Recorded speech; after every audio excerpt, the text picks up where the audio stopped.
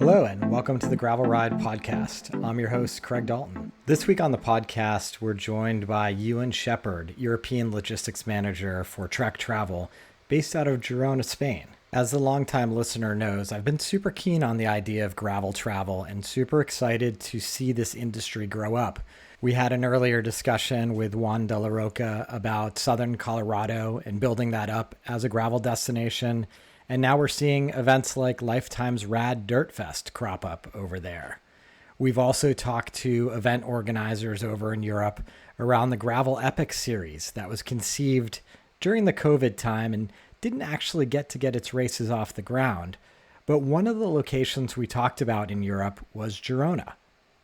Now, for road cyclists, Girona has long been part of the discussion about where professional athletes live. And there's a reason why they live there. Amazing road riding all over the place.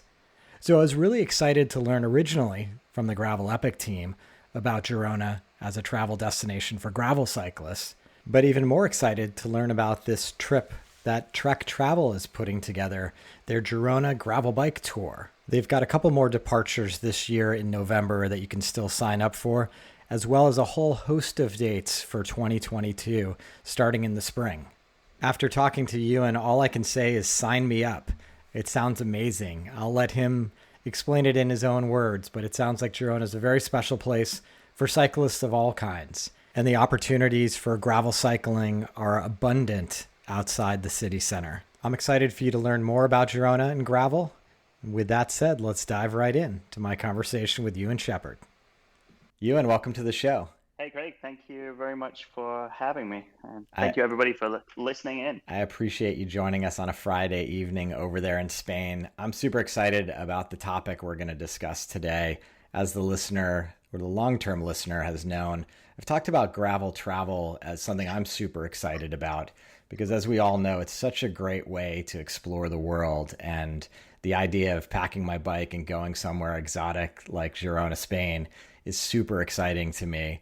So when I got the opportunity to connect with Trek Travel and dig into this trip and dig into Girona Gravel, I jumped at it. So Ewan, thank you for joining me.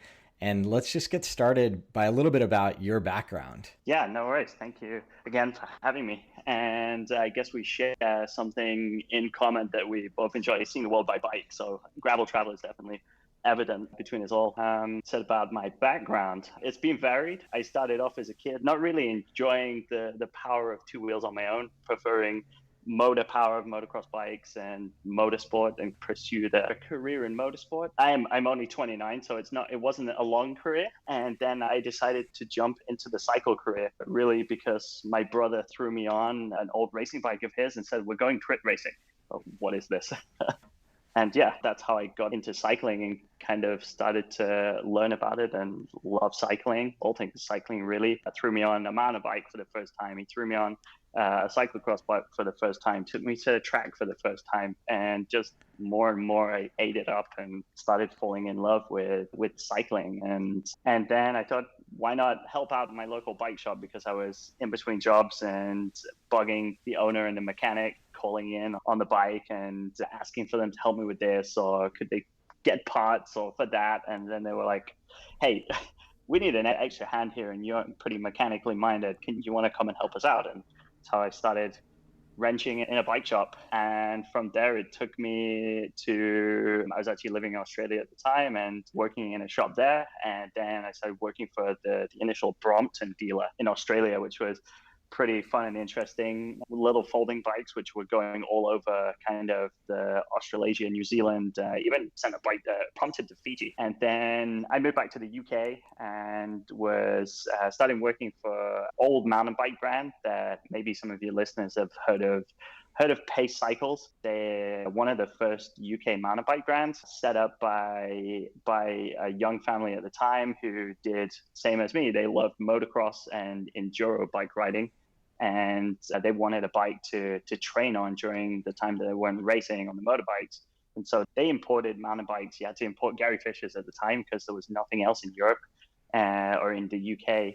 So Adrian is the main designer at the company, and he designed his own mountain bikes. The The RC100 was their famous first bike, square tubed aluminium that they routed out parts of the frame to make it lighter. So I started working for them after they did the whole mountain bike brand. And they had 2 shops at the time that they just started in rental centers. So I joined them running one of their shops. And then they got back into the frames. And that's when I started to learn more about frame design, different bikes.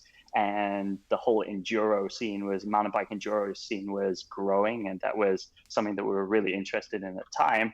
And I was starting to cyclocross race at the time. I would go off for weekends to cyclocross race and come back to work. And we were designing 29er slack, long, low mountain bikes. And we also had a touring version because Adrian and his wife Kathy loved to go off to all sorts of places. They did Chile. They went and rode the Santiago Compostela in northern Spain, all of these cycle touring.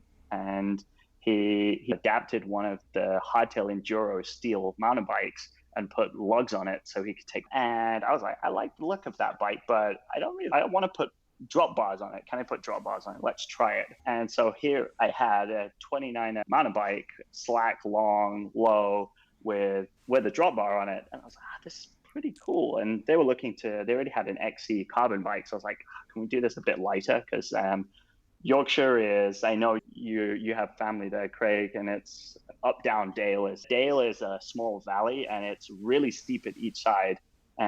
And I live in between the 2 national parks of the North York Moors and the Yorkshire Dales. And they have so many of these little dales. So riding across there, you go down and it's like down 25%, down to a flat valley, then literally back up the other side, 25, 30%. So I wanted something nice and light, but to go all day across the dales and the moors. And so we were making this and thinking, oh, this could be cool. And gravel was coming on the scene at the time. And I was interested in bike packing with it and just testing out something that was a good touring bike. But at the same time, I saw touring at the time as being something that my parents did or older people did when they retired. So I wanted something fun because I still enjoyed mountain biking. So I wanted to take it down some trails at the same time as doing 100K on it, which I certainly wouldn't do on my 160 mil enduro bike, do 100K. But so that's where I discovered this cyclocross gravel mix that we all call gravel today, which Adrian at the time was like, we used to race on mountain bikes with drop handlebars, XC and downhill back in the 1980s because I'm inventing anything new. It's all coming round in circles, the wheels going round, as they say. So that was really my early years in the cycle industry, playing with that. And then I, being honest, Googled cool bike mechanic jobs in warm places, which took me back to Australia. And then I wanted to go back to Europe, and it took me to the warmest place at the time, which was the Canary Islands, which was great for gaining some exposure of just mass cyclists all at once, thousands of people on the road, just riding their bikes, having fun on holiday, guided, worked in rental shop, loved the Canary Island lifestyle. And then I just stumbled across Trek Travel. I called the global logistics manager up one day. I was like, I want to come work for you because I want to help out on some of your big trips. They were doing Tour de France and big Pyrenees trips and Alp trips. And I just really liked the idea of offering support to other people, not I'd been a guide and I wanted to support the guides. I knew all the tricks of all the problems of being a guide. So I wanted to help them, most of all, help their guests. And that kind of leads me to here, where I'm the European logistics coordinator for Trek Travel and in our home base of Girona, Spain. Amazing. It's so interesting as people who have been around the sport of cycling for a long time to trace back when you first started doing the thing that later became gravel cycling. Because obviously, as you've indicated, and as we've discussed before, people have been riding drop bar bikes off-road for a long time, but it was this kind of gradual progression of componentry, frame design methodology, tires, brakes, all these things combined to making what was once somewhat a hacky type experience where you were maybe bringing a bike that wasn't exactly suited for the job to where we are now, that depending on where you are and how you want to set up your bike, there's such a wide variety of ways in which you can configure these bikes to ride on the roads and trails wherever you live in the world. Yeah, it's always fascinated me coming from like a motorsport design element, always into aerodynamics, working with Formula 2, Formula 3. And then I always had a love for kind of classic cars. I raced something in the UK or Europe, it's rallycross, which I don't think you have in the US, but it's exactly that. It's a cross between, this circuit is gravel, road, and dirt, and you drive a little bit of each. And we always used to race the classic Mini Coopers. That was my classic love of cars. But yeah, that was a tangent. Sorry. Yeah, no, it's an interesting perspective. No one's brought that up before, but it's totally true. There's parallels in that experience because you had to have a car that drove well on the road, but was capable off-road. And presumably every driver, just like every rider, had to make those difficult choices of, okay, do I want it to be higher performing on road or off road, and what's that happy medium for me as an athlete? Mm-hmm. Yeah, and I think that changes with you personally. You may be a road cyclist, but you have that instinct to what's down there, and it's a gravel road, to go off road and explore it. And you want to feel safe and comfortable. You don't want to necessarily take your 23 mil tires, carbon road bike down a rough dirt track. You want a bike that's comfortable and safe to do it all. Yeah, exactly. Talking about Trek travel specifically, obviously with the Trek name associated with it, people associate it directly with the brand, but the company itself as Trek Travel, can you tell us a little bit about its origins and how long it's been operating? Yeah, it's actually our 20th year of fun. 20 years since Trek Travel was thought up in Trek itself, where it started with just 3 people brought in to enhance the experience that people were getting when they were not just buying a bike, they were buying into the Trek brand, which is ride bikes, have fun, feel good. And Trek just wants to get more people on bike to have fun.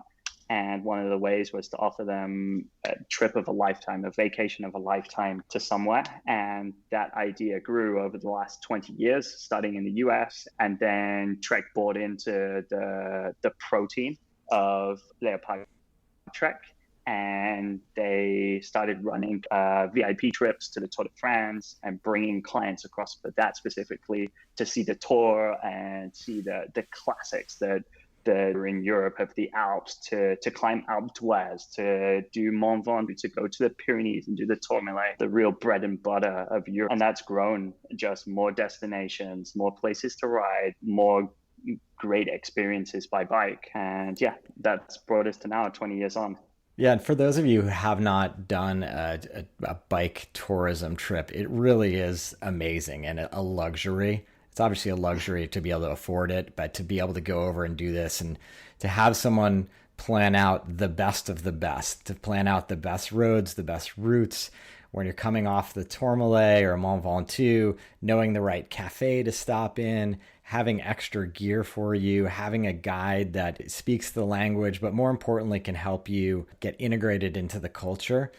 In my personal experience, having done several trips over in Europe, it was just such a great time. If you can afford to spend that time on your bike, spend a week on one of these trips, it's just so amazing, which is why I remain super jazzed and excited to talk about the gravel tours that Trek is introducing. When did you first start to see gravel cycling as something that you could package a trip around? Yeah, I don't know who or when the first kind of the ideas were talked about, because I'm sure it's been something we're always looking at, new trends, new ways to travel that people want to do, and new experiences. And we're primarily on the road.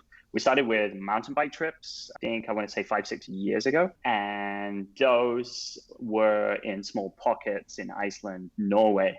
And that's a great way to get completely off the road. But then we found a lot of people, they still wanted to do a bit of everything. They wanted to go on the road still. They wanted to do the classic climbs as well as being off the road. So it was like that mix of, we took you to this beautiful forest, but actually you wanted to be on the road as well in the same week. But you didn't want to do it on a mountain bike. And at the time, there was no real bike that we had to do it. And then as the Trek Domani evolved, it's got this name as being the Do It All bike, with its ISO speed and its ability to take wider tires. It's really comfortable. Fabian Cancellara famously designed the bike to win Paris-Roubaix and Flanders over all the cobble and mixed terrain. Yeah, this is a bike that we can use for multi-purpose. And 3 years ago, we started using it as just guides, and company people would come to Girona and all they'd say is, hey, can we go ride gravel? We don't want to ride the road around here. We heard the gravel is amazing. So we'd stick some hybrid tires on the Demanes and off we'd go, just exploring off the beaten track.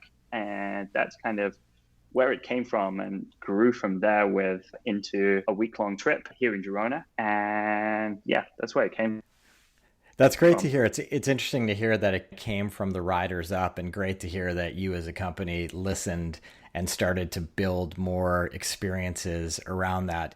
As we've talked about a little bit offline, Girona, for anybody who follows professional road cycling, has always had this huge allure as a destination for a lot of pros live there. So we presume there's a lot of great road riding out there. Do you feel that in the city? Are there a ton of road cyclists around every week? Yeah, I wouldn't say there's a ton of road cyclists. I'd say there's thousands of cyclists in general. On any given weekend, you can see mountain bikers, road bikers, gravel bikers, electric bikers nowadays. But all the time you can see people on bikes. It's a city which has a big network of city bikes, like docks everywhere, where you can pick up the city bikes for €3. You can rent the bike for the day to ride around town. It's not that we call it a town, although it's a city. It's a small, condensed old town. So it's great to explore by bike with all the small streets and things. And yeah, as you said, it's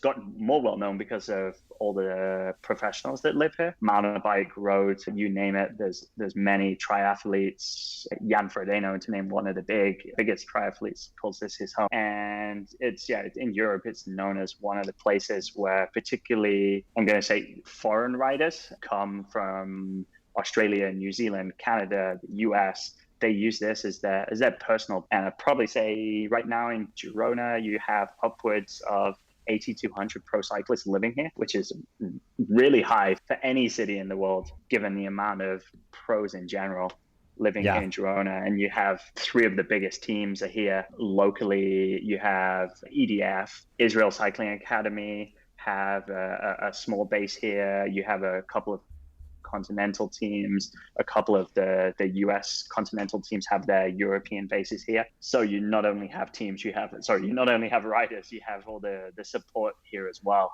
And they say if you just want a massage, it's the best place in Europe to go for a massage, because the level is so high. They're used to pros. You never get a bad massage here at all, because the masseuse could have been rubbing down Chris Froome the day before he attends you. So you get pro service whatever you're doing. And that's not just in cycling related. I'm sure we're going to talk about this, but the coffee scene, the food scene, everything has that little twist towards catering for cyclists, which is amazing. Yeah, I think that's super interesting. Obviously, the riding I want to be doing is off-road, but as someone who's a fan of professional cycling in general, just having that be infused as part of the city in addition to the culture, which maybe we'll talk about a little bit more, it's just going to be a fun addition to that trip. For us geographically challenged Americans, where is Jerome? Yeah, so Girona it's in Spain. It's in the region of Catalonia, which is to the northeast. We border on Spain. We border with Spain,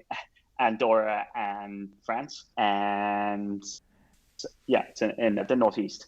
And it's not specifically on the coast, but how far of a ride is it to the coast from Girona city center? Yeah, so Girona it's probably, for any cycling destination, is really well situated. It's just 40 minutes drive and 40 minutes drive from the Pyrenees. So yeah, slap bang in the middle of mountains and sea, and give you perspective in riding terms. I'm sorry, I'm going to talk in kilometers, but we're looking about a nice 50-mile loop to the coast and back. Okay. And look at just having Google Maps open as we speak, it looks like there is a lot of kind of national park space and green space just outside the city. Literally, the back of the town has a very famous climb that some of your viewers might be have heard of, Els Angels. It's just over 7K climb at just over 6%. It's always say the first and the last day you're here in Girona, you're going to ride this if you don't ride it every day. And that leads into a beautiful national park at the back, which has miles of more challenging gravel all the way to the coast. And then on the inland side of Girona, you're straight into two massive valleys, which just keep going up and up. And before you're in the Pyrenees. For those climbs, so there's very little flat riding. Yeah, I was going to ask, for those climbs immediately outside of Girona, how much elevation do you gain to get to a local peak? Is that 1,000 feet or 200 meters? Els Angels is about 600 elevation to the very peak. Closest high point around here, you're looking about a 1,000 meters up to the highest peak in Catalonia itself is just shy of 2,000 meters. So the elevation is not super high, but you are going from sea level most of the time, but it's all the little undulations. It's a rolling terrain, I would say. Yeah, gotcha. Yeah, it certainly sounds like they jet up pretty quickly, as a lot of coastal ranges do. So for the riding, when we talk about the gravel riding in Girona, we've talked about how great the road riding is. But what does it look like to get on these gravel roads, and what are they like? Are they super chopped up, or are they smooth, or do you get a little bit of both? I'd love to just get a sense for what you're out there riding. Yeah, I think you have a bit of everything. We say like Girona is the Disneyland of cycling. And I first experienced kind of the gravel. As I said, we just threw some hybrid tires, some 32 mil hybrid tires on our Demanes and went straight out. I'm lucky living slightly outside of Girona, so just 10K from Girona center itself. And it's mainly farmland. And going back to my kind of love for cycling in the UK, with the Dales, and we have things called bridleways, and I was in search of these things to start with because it's not well publicized gravel anywhere. So you just go out the door and go, okay, take the first left off the road that doesn't seem like a road, and see where it heads. And sometimes you end up with a beautiful smooth gravel track with which is evidently to an extra road to people's houses, or you get unlucky and you end up and it turns into single track and actually becomes quite flowy. And you're like, oh, it's maybe a mountain bike route. And you're going through a single track, really nice and flowy through the woods. Can be quite rocky in places. This part of Spain is very rocky with granite and limestone, and Costa Brava, the literal translation is like rugged coastline. So that is evident all the way through. But you have also what they call Via Verde green routes, which are smooth, hard-packed, almost man-made, smooth gravel, sandy tracks, which becoming more and more common from Girona itself to the little towns to get people off the roads from all levels of cyclists, from kids to families. You can see them just packed on these green, which are fantastic to start your route on. And then you head either to the mountains, or maybe you want to go to the coast, and you can just hop off onto something, as long as it doesn't say don't go this way. There's such a friendly kind of feeling towards cyclists that even if I've ended up some days just going along a little single track down a chute, and I'm in the back of someone's garden and they're raking up leaves, and I'm oh sorry. Let's direct you back onto the track, and you're like, yeah, you're meant to be down there. I think you meant to go that way, but yeah. So it's a bit of everything. That's amazing. For gravel wise, it's so cool that to be able to leave the city and choose your own adventure and just have that ability to explore and find all kinds of different terrain. That sounds like such a special area, and not surprising why you guys decided to introduce the Girona Gravel Bike Tour trip, which looks amazing. Can we talk about that trip and what it entails? Yeah. So to give you an idea of the overall of the trip, it's a one hotel trip based here in Girona. Chose to base it right out of the center. We work with a really great Hotel Nord in the center. It's really cycling focused. And we do that. Was based kind of off our ride camp, which, not to diversify what I'm talking about, it's all about eat, sleep, ride, repeat. So we make it nice and simple to focus on the riding. And it's 4 days of riding. And it's designed to be slightly taken on the more intermediate to advanced side of kind of people's levels. So we say that most people should have some gravel experience. It shouldn't be their first time riding a gravel bike to get the most out of it. And we have easy days, which I like to say, just using these greenways, getting out of the city, heading to see some of the beautiful rugged coastline. And then we have some more avid days, which head towards the mountains. And we actually found some of our routes used to come, or he still does, comes here every year in the spring to do some training before he started his road season. And we'd always wait till he comes, we see him here, and then we're looking on Strava, like, where did he go? Where did he go? Because he always seems to find some stupidly hard climbs, some great gravel climb we didn't know about. And we actually introduced some of these to the trip. And it's like an Alpe d'Huez of gravel, just snaking switchbacks one after the other up to this beautiful peak point with a big cross on the top. And then you're trying to work out where he went. And then you look down the other side and, he went down there. And you try it, but then for many people, it's probably too much of a rocky rock garden. So you end up heading back down like a beautiful, the switching, snaking all the way back down is the safest way sometimes. But yeah, that's an overview of a gravel trip. Nice. I've done trips. Of my 2 trips, one, we were moving basically every night. And the second, we had a home base. And I have to say my preference is for that home base because I think it allows you to just absorb the culture a little bit more. You can be a tourist in the city that you're staying in. You don't have to pack your gear up every night. So there's something nice about having that hub and ride model. Mm-hmm. Yeah. It definitely just opening your suitcase, getting your kit out, put it in the wardrobes, and you don't have to pack it again the following day to move on. And like you said, it's focused on eat, sleep, ride, repeat, enjoy your riding. The guides take care of everything else. And you're in the center of the city. You're a stone's throw from the old town. You can go for a walk on the evenings. Your afternoons and evenings are yours, your own, to either relax, take a massage, or wander the town, go sit and sip coffee, do what the locals do in the afternoon, go have a beer and get ready for your evening meal. And that's what people enjoy. Now, are riders on these trips typically bringing their own bikes, or are you providing a bike for them? Generally, most people take a bike from us, the Trek Demonic. You can bring your own bike. Does it affect the price? It doesn't affect the price, but we do it because it saves you having to pack your bike in a box and all the hassle of bringing it here, building it, and all of that. You just turn up, and on the first day your bike's there. It's already set up with your measurements to your bike from home and ready to go. You don't need to worry about it. And our guides are full trained mechanics and take care of your bike throughout the whole week, and particularly as a gravel. It can be hard on your bikes, and you don't want any problems with your own bikes because it's only going to compromise your riding. As someone who can be hard on the bike, I appreciate that. So at the end of the day, I can hand my bike off to someone and it's going to come back to me better than I left it? Yeah, every day. I'm sure the guides are going to look after that bike and give you it in the morning like it's brand new. No issues. With this particular trip, are you providing the routes like GPX files? How does it work from a kind of a day-to-day practice perspective?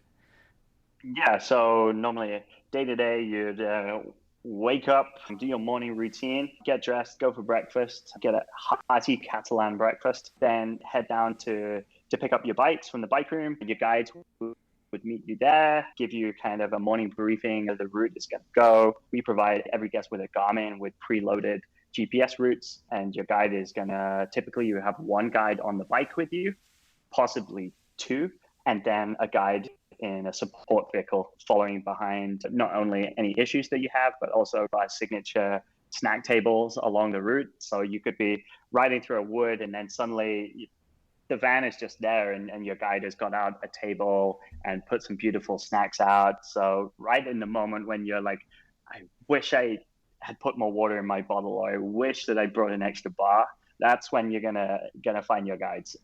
We know those spots well. Nice.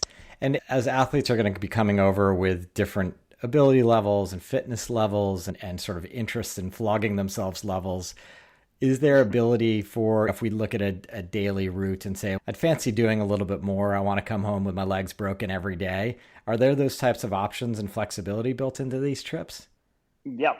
It sounds like most of our guides, they always want to go do more. So yeah, we have a standard route for the day. and then what we call the average route for the day. So I guess, Craig, this is for you, the extra little add-on, which could be anything from an extra climb or an extra loop that you just hit the route on your GPS and it'll take you.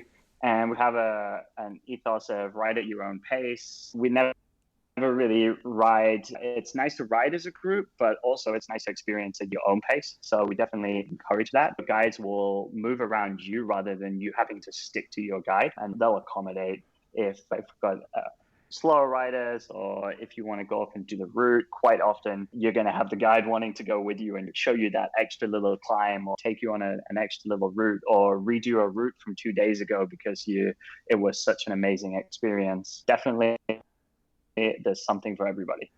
That's good to know. Yeah, for me, when I'm able to carve out this time in my life, and I may be unique, but maybe not, when I go on one of these trips, since I don't have the responsibilities that I have at home, I don't have, to care for my son, I don't have to do any of the things I need to do around the house. All I want to do is ride my bike. And really, as long as I can prop myself up at the dinner table that night, that's about all I need to achieve in the rest of the day. Yeah. You're there to have like a full vacation of a lifetime that's catered for you. And that's definitely why I think people do a group trip or an organized tour, because you mentioned that if you can afford to do it, but can you afford not to do it if you've only got 20 days holiday a year to spend your time planning for your holiday, and then once you get there have to spend time working out, okay, where should I ride today, or where should we stop for lunch, or where's the best place to have dinner tonight? It's all done for you. You can just make the most of what you want to do, which if you want to go on a cycling holiday, then you want to ride your bike as much as possible. Yeah, and I think it's further complicated when you're trying to ride gravel. So I did a self-guided tour in the Alps, and it was pretty easy to understand the road routes that were famous, or the famous climbs, and figure that out on my own. But when it comes to gravel, and this is something I've spoken about a lot on the podcast, there's just so much to be gained from having a little bit of local knowledge, because you cannot look at a path necessarily and know, is that a super rocky path that I'm going to be going 4 miles an hour on, or is it actually a smooth single track that I'm going 16 miles an hour on? And we can't know that from the outside without talking to cyclists in that local area. While we still want to have that sense of adventure and allowing the ride to unfold, it's just really nice, in my opinion, particularly if you're going to spend the money to go travel to a destination, to just have a little bit of this served up to you and be able to get out there worry-free. Yeah, no, I definitely agree. And something that you spend all the time working out a track to go down, and then suddenly it leads to nothing, and you've wasted an hour of your ride, and then you have to backtrack. And that's, with a small amount of time in Europe or wherever you're traveling, you want to make the most of it. My Spanish is bad enough that if I end up in your garden, there's probably going to be an international incident. Yeah. But everybody's friendly. Hand signals or gestures. I think I've ridden in a lot of places in the world, and definitely Spain is really good for cyclists.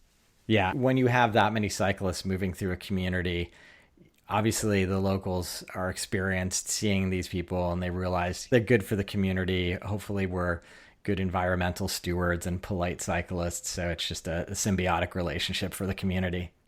Yeah, and as we are an American company, we're based in Madison, Wisconsin, but we've also been in Girona now for nearly 6-7 years. So we have a good hold in the community. We have lots of people that work for Trek Travel who live here, who are deep rooted in the community. So we work a lot with our subcontractors. We work really hard to find the best people who not only have the best winery or the best restaurant, but have the best ethos to work with us and help our guests have the best experience. It's not just about the product they're serving, but how they're making our guests and us as a company feel. So it's really important, that local aspect for everything that's involved. Such an amazing opportunity that travel affords the traveler, just the ability to see how things that are important in the culture are manufactured and meet people who are doing them and meet the restaurateurs. Like, all of that is just what has kept me traveling my entire life, and hopefully will have me continue traveling. So a couple final Yeah. questions for you, Ewan. What is your favorite local cuisine and what can't we miss when we go there? And what is your favorite part of Girona from a tourist perspective? Yeah, that's definitely a hard question. I don't even have a closer prepared answer. Where do I want to start? Definitely, Girona has a lot of local cuisine. Catalan cuisine is a very simple way of cooking in one aspect, and one thing that people often think about, paella. No, throw that away. It's not paella that you come to eat here. They have something called pinchos, which is very similar to tapas. And it's one of my favorite local. It's not a particular dish. It's a way of eating. And in the restaurant, you have lots of little plates on the counter with little chunks of bread with on top of them either fresh fish with all sorts of toppings or chorizo or butifarra, the sausage, which they do in many different kind of blood sausages, and lots of little dishes. And often you don't sit down at a table. This is going to freak people out in COVID times, but it's a great social way of eating because you're taking a small plate and you're taking it and you're just standing in a bar basically with everybody else who's enjoying it. But it's that great atmosphere of eating together in the center of town, which often spills out into the streets on a Friday and Saturday of just people standing out on the streets with small plates and little what they call canya, little glass of the local beer, which they have a lot of really good local breweries here, which I know a lot of people love to test out all the local. And Catalonia, to the complete other scale of things, has some of Europe's best Michelin star restaurants, like per area. Just in Girona, the small area up to 45 Ks from the center, you have 35 Michelin star restaurants. For gastronomy, it's an amazing place because of all the local ingredients of the winery. You have a lot of cider production with apple and pear farms, which you ride through. Well, one of my favorite rides to the coast here. It takes you through just miles and miles of apple orchards and pear orchards, which are just going to be picked in about half a month's time. It's main picking season here. Delicious. Yeah, it's and I haven't even talked about coffee. Coffee, the culture of coffee drinking was brought to Girona with cyclists. Cyclists need coffee and they need good coffee. And the Canadian Christian Meyer was one of the more well-known people who brought the coffee culture and his own roastery of the Service Course and La Mafia is his coffee shop. And from there, nearly 10 years ago, it sprung into just each corner was developing its own taste for coffee. And as the locals really have a passion for it now, brewing really good specialty coffee, which cyclists, we can't live without it. They definitely have a captured audience. Indeed. This is amazing. Girona has always been tops on my list of places to go, and it certainly remains in that post-COVID top slot for me. I can't wait to join you on one of these trips at some point. I know there's a couple trips left this year. Looks like November 7th and November 14th are available for departure dates. And obviously, once again, in the spring in 2022. So for all the listeners out there, you can just visit trektravel.com and just search for Girona Gravel, and you'll see the trip we've been talking about. It looks like a heck of a lot of fun, and you can almost guarantee that I'll be there one of these days. Yeah, I look forward to meeting in person, and hopefully you'll get to experience Girona, and it won't be your last visit to Girona. I can assure you for that much. Thanks for all the great information, Ewan. I appreciate you joining us. That's going to do it for this week's edition of the Gravel Ride podcast. Big thanks to Ewan for joining us and telling us all about that great trip that Trek Travel has organized. Again, those dates are November this year, as well as throughout the spring. So please visit trektravel.com to figure out what itinerary might work for you. I hope you're stoked like I am. I'm desperate to get my tires overseas and sample some of that great gravel in Spain and elsewhere in the world. We'll leave it at that for this week. If you have any questions, feel free to join us over at the Ridership. Just visit www.theridership.com to join that free community. If you're interested in supporting the podcast, ratings and reviews are hugely helpful. It's something easy you can do to support what I'm doing. And if you have a little bit more energy or means, feel free to visit buymeacoffee.com/thegravelride to help underwrite some of the financial costs associated with this broadcast. Until next time, here's to finding some dirt under your wheels.